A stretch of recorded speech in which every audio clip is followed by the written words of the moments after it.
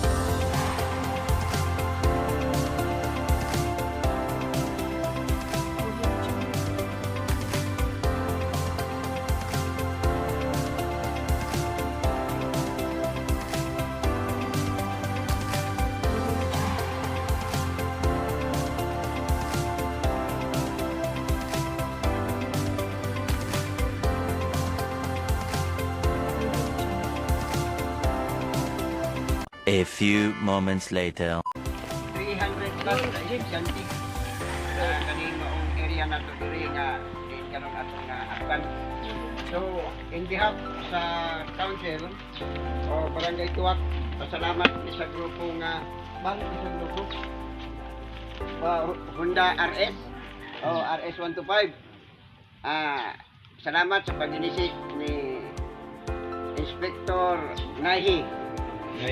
Oh, National Intensification Household Electrification. Muni ang amo ang nahi inspector sa Dasurico sa project ni Duterte nga katong naghatag siya o kanang libre pasuga, and then ang Matanaw nakaangkon siya og 1,973 ka households na nakabenepisyo. So ibig sabihin ang munisipyo sa Matanaw halos tanan pati itong tukas-luop may suga na ni. Kawas na lang sa gitawag na mga sityo na pagpitak on the way ang project na worth of 30 million. And then doon ako tayo set, kaning set ikan po ni siya sa DOE, Department of Energy, no? Ulapit ni Kwaso ang among inspector sa set siya gyapon gawas sa mga regular IIEE ang among inspector. So kami nagpasalamat sa uban ni ma'am. Among tribal chieftain, IPMR, muni among representative. Every session na ani siya, sama po ni siya sa kagawad. So siya ang gitasan sa tribo kay more than 60% ang tribo ni ining dapita Sitio Bernisan. Ug ang atong astan niya dito mabisaya na katagaran dito. So nagpasalamat mi sa inyong paabot nga Bantitir. Nalipay kayo ang mga ginikanan. In fact, mitambong ang ilang head teacher. Unya, nag-promise ko kay nagsabot naman may daan. Gani, punta ni dapat natay sa ub. Kay naghangyo man ang MS, maulaw po ko isip po sa membro sa council nga, dili po na kung sinatagaan. So, dili na puutanan. Kaya duha mong ang mga eskwelahan. So far, kinira pong barangaya ang pinakadagang na estudyante. More than 340, more than 200 plus. Pero masakan yun ang dili. So, sa inyong grupo, yan na rin yung presidente. Nasapan na si Pina. Masikan na siya. So, salamat tayo. na pal sa imuhang concern kay nagsabot mi daan kay kami may partner sa kon kay ako man pod ang head sa electrician sa Matanaw. Right. Oh, dili. Ah, President, iya ka.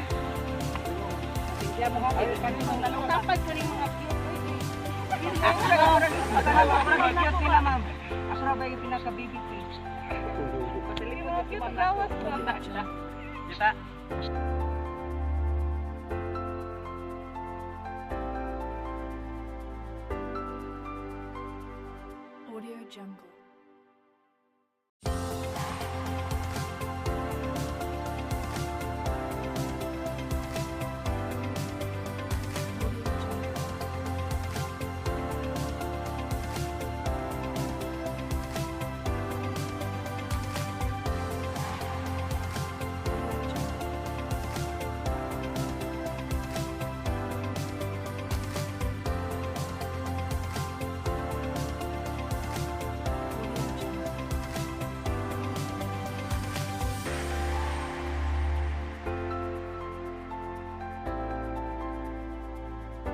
Audio Jungle.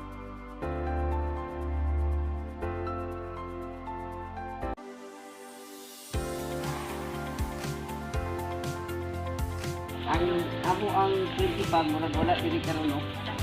Oo. So ma'am mo ni among ako gi-promise dito sa session. Punta ni dito sa og pero kay nakahinumdum ko sa o sa MS. Muni MS Marcelo MS Del Pilar nga elementary. So nagpasalamat mi no in behalf si Kapitan dito ni sa Kapitan Kap. Di si pamanggut siya kay natin parang ministry president na natin kumanon natin sa pagpintiro. Sige na piangan ni Judah pwede mo kayo gusto. Yo. Nagpasalamat ni sa Honda RS1 RS 125 Honda Riders Riders Club. Club. Di doon na din sila grupo impact ang ilahang head ani kaning president maestro no. Maestro ba ang head sa una dati president?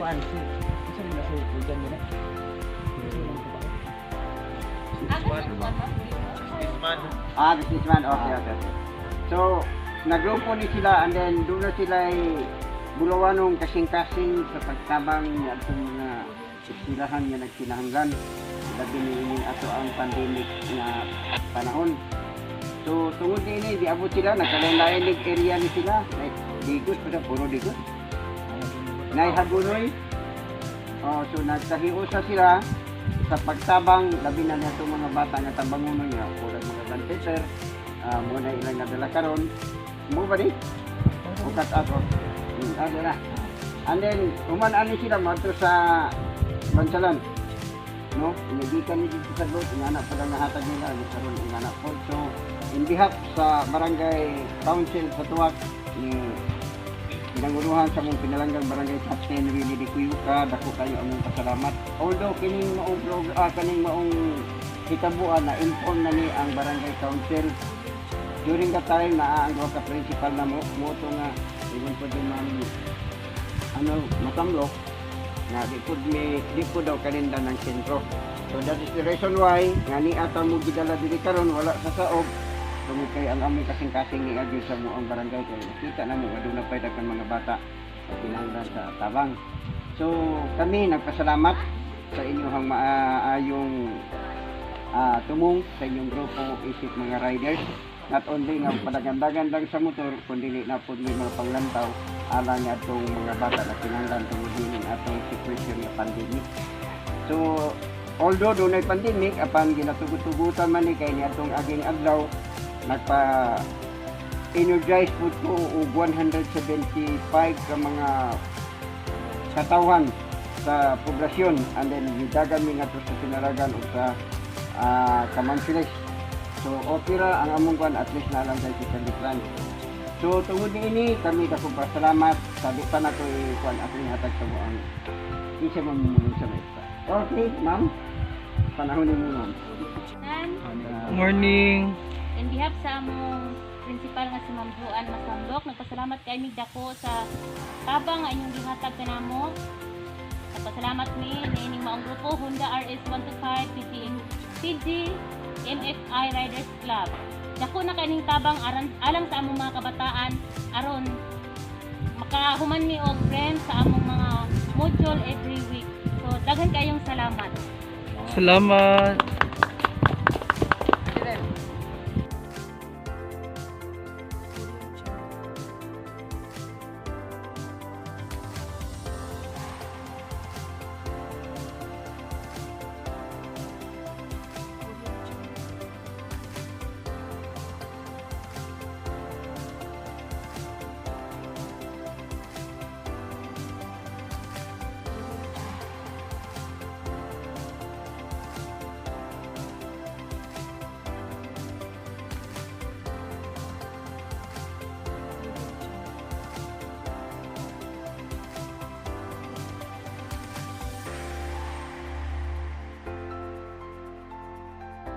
Audio Jungle.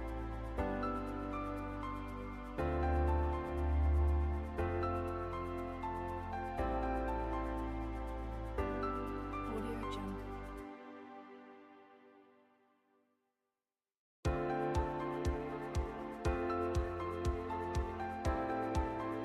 Audio Jungle. Yan, hi guys, mo ni among last tagaan karon diri ang Darapuay Elementary School, mo na siya among kauban karon on. Ayan, mega shout out dyan kay Sir Anthony Svelan, Shout out! area supervisor of Shout Mabama da Surico.